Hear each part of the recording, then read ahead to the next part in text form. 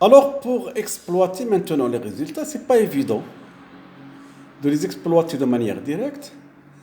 Donc, il fallait établir des relations entre les paramètres de maille et les résultats expérimentaux. Dans notre cas, ce sont les HKL, si je peux les déduire, et les DHKL. Donc, je peux déduire les DHKL et parfois, comme le cubique, comme vous avez dit tout à l'heure, je peux déduire les HKL. Donc, il faut trouver une relation entre les paramètres de maille et bien sûr entre les résultats expérimentaux dans les diffractions X. Dans notre cas ici, ce sont les paramètres, les distances réticulaires et les indices de Miller.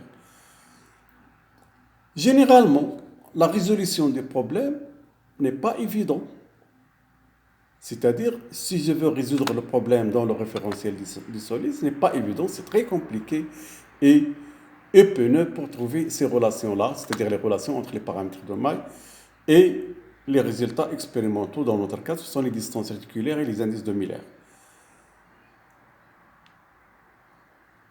Ainsi, pour répondre à cette question, un concept purement géométrique a été installé ou bien introduit par Ewald en 1921, c'est-à-dire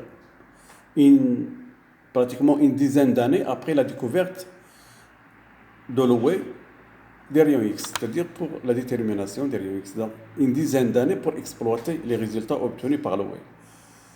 Donc, ce concept géométrique, il consiste à correspondre à chaque réseau direct, qui est celui du solide, un autre réseau dit réciproque. Ce réseau réciproque n'a pas de sens physique lié au solide. Donc, c'est un moyen de calcul seulement. C'est un moyen de calcul seulement. Par conséquent, en utilisant ce concept, les relations entre les paramètres de maille, les distances réticulaires et les indices de Miller sont devenues possibles à l'aide de ce concept. Bien sûr, en utilisant ce concept, je peux trouver facilement ces relations que je ne peux pas les trouver en utilisant uniquement le réseau de cristal qui est le réseau direct.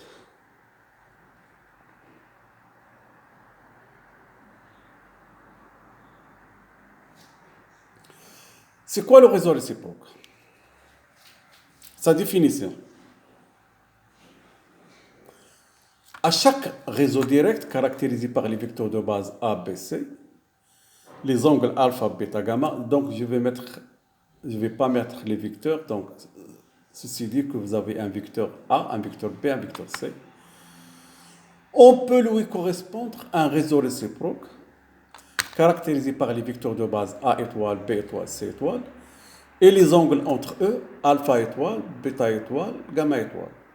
Et bien sûr, il y a des relations entre les paramètres de maille des réseaux directs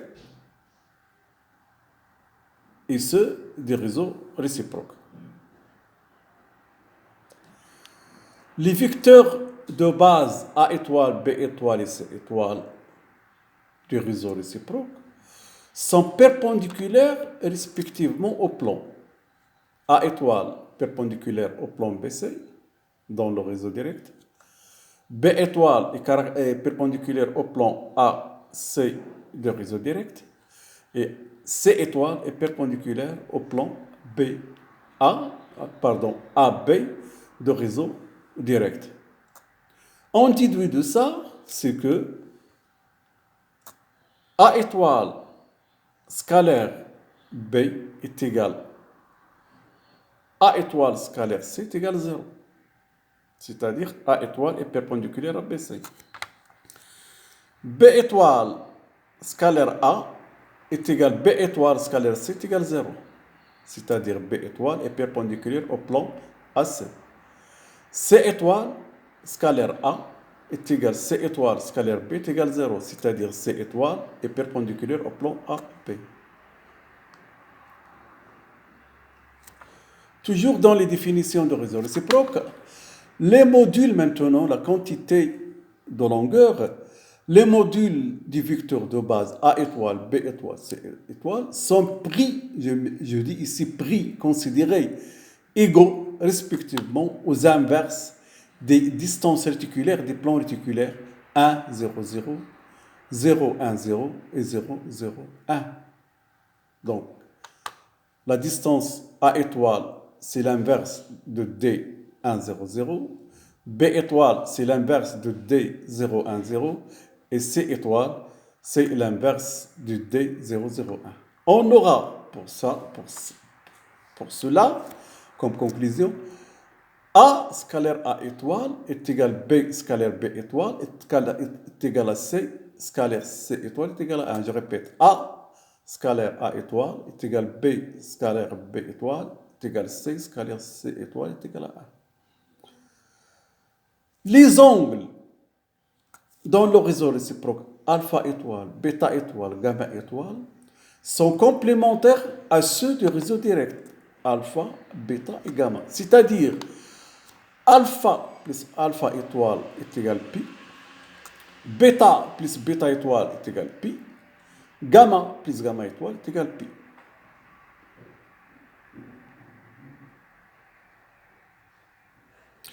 Les propriétés des réseaux réciproques. La chose la plus importante, c'est la symétrie.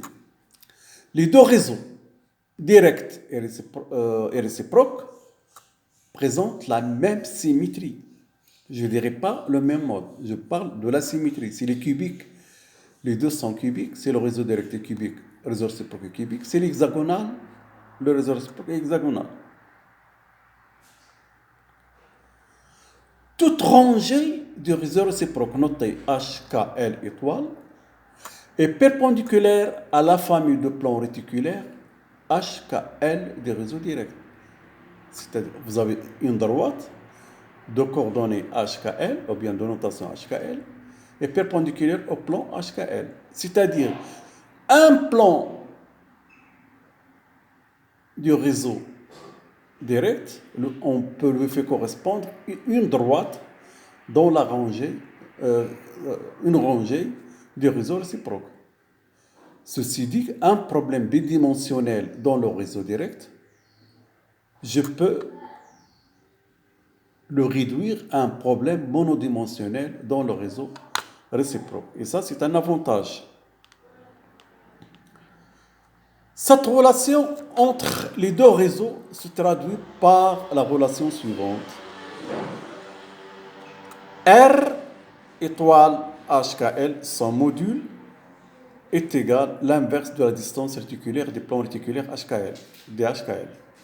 Donc ça, c'est un vecteur. Le module de ce vecteur-là, de ce vecteur, est égal à l'inverse de la distance réticulaire. Avec le vecteur R étoile HKL, c'est le vecteur unitaire de la rangée HKL étoile. C'est un vecteur unitaire de la rangée HKL étoile. Ce vecteur unitaire R étoile HKL, il est donné HA étoile plus KB étoile plus LC étoile. Avec A étoile, B étoile, C étoile, ce sont les vecteurs de base du réseau réciproque.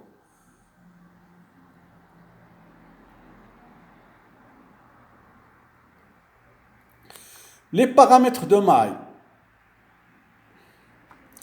Je vais déduire, en utilisant cette relation, pour l'orthorhombique, que DHKL est égal de manière générale, quel que soit le plan HKL, c'est 1 sur la racine de H sur A au carré, plus K sur B au carré, plus L sur C au carré. Il faut apprendre ça par cœur, parce que je peux déduire à partir de cette relation celle de le quadratique et du cubique. C'est très simple pour le quadratique, c'est A est égal à B. Et dans ce cas-là, DHKL sera A sur la racine de h au carré plus k au carré plus a sur c le tout au carré plus, pardon, fois l au carré. DHKL pour le quadratique est égal à racine de h au carré plus k au carré plus a sur c le tout au carré fois l au carré. Pour le cubique, a est égal à c. Donc vous allez avoir tout simplement pour le cubique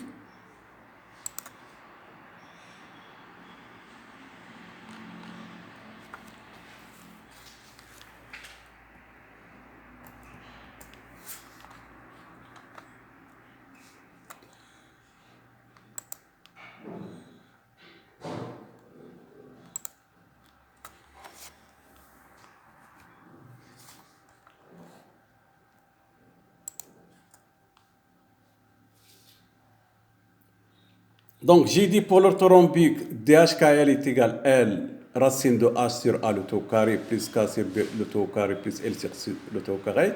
Il faut la prendre. Je peux déduire celui du quadratique en mettant A est égal à B. Dans ce cas-là, DHKL est égal à A sur la racine de H au carré, plus K au carré, plus A sur C le tout au carré et le carré. Et pour le cubique, vous mettez A est égal à C. Vous allez déduire DHKL est égal à sur la racine de h au carré plus k au carré plus l au carré. Et pour finir, pour les paramètres de maille, je vous donne la relation de DHKL avec les indices de Miller et les paramètres. Pour l'hexagonal, DHKL est égal à sur la racine de 4 tiers h au carré plus k au carré plus hk plus a sur c le tout au carré et le carré. Et je vous remercie. Je termine mon cours aujourd'hui et je vous souhaite bonne chance. Si vous avez des questions, je suis à votre disposition. Et bonne chance mes étudiantes et mes étudiants.